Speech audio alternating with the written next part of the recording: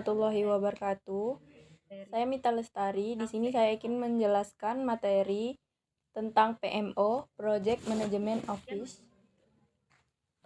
Di sini pengertian Project Management Office (PMO). Istilah ini sering Anda dengar ketika berbicara tentang manajemen proyek. PMO sendiri adalah singkatan dari Manajemen Proyek Office. PMO adalah tim atau departemen dalam organisasi yang bertanggung jawab atas manajemen pusat dari semua proyek yang dikembangkan. Project Management Office didefinisikan sebagai sebuah struktur yang menstandarisasi proses tata kelola terkait proyek dan memfasilitasi berbagai sumber daya berbagai metodologi. Alat dan tekniknya, tanggung jawabnya dapat berkisar dari menyediakan fungsi dukungan manajemen proyek sehingga manajemen langsung atas satu atau beberapa proyek. Materi selanjutnya, jenis-jenis manajemen proyek office. Direktif memegang penuh kontrol secara penuh dan tinggi dari sebuah proyek perusahaan. Yang kedua, suportif, mengambil berbagai peran sebagai konsultan terhadap proyek dengan memberikan pelatihan dan informasi. Yang ketiga, controlling, memberikan bantuan dan memastikan karyawan menggunakan alat tools hingga proses pengerjaan proyek dengan benar.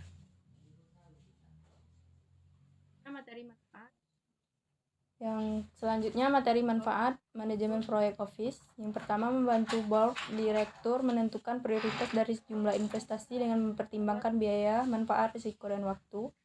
Yang kedua, top-down portfolio budgeting untuk meningkatkan keyakinan mengenal kemana dana seharusnya diinvestasikan untuk mencapai tujuan perusahaan. Yang ketiga, membantu manajemen dalam mengelola anggaran untuk mempermudah perusahaan menyusun anggaran dan perubahan, khususnya skala prioritas investasi. Yang keempat, mekanisme persetujuan investasi yang jelas dan transparan serta memperjelas kepemilikan setiap investasi.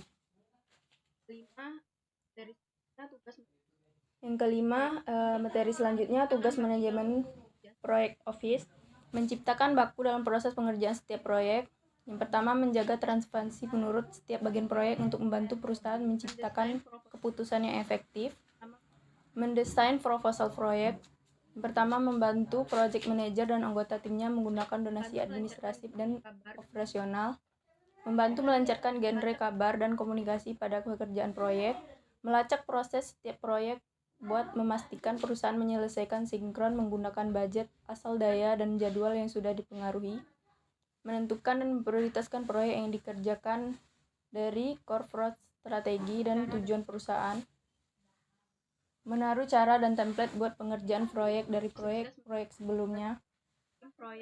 Dan sukses memfasilitasi tim proyek buat mengefektifkan proses kerjanya dan menaruh mentoring dan coaching seputar pengerjaan proyek, mengatur dokumentasi menurut pengerjaan proyek. Materi selanjutnya, manfaat proyek manajemen office. Yang pertama, keteraturan, memastikan keputusan diambil oleh pihak yang dapat berdasarkan informasi yang cukup. Yang kedua, transparansi, memastikan informasi yang didapatkan valid dan akurat. Pemanfaatan, memastikan penggunaan dokumen dan pembelajaran dari proyek sebelumnya serta penyiapan template. Yang terakhir, pendukung kesuksesan, membantu manajer dan tim proyek untuk bekerja lebih efektif dengan memberikan pendampingan, pengembangan kapasitas, dan memastikan kualitas.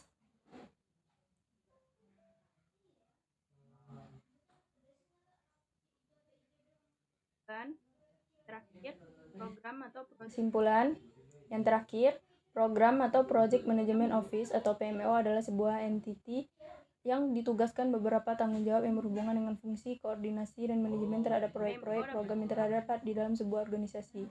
PMO dapat berupa kantor formal atau dapat menjadi sekelompok orang yang berfungsi dalam kapasitasnya.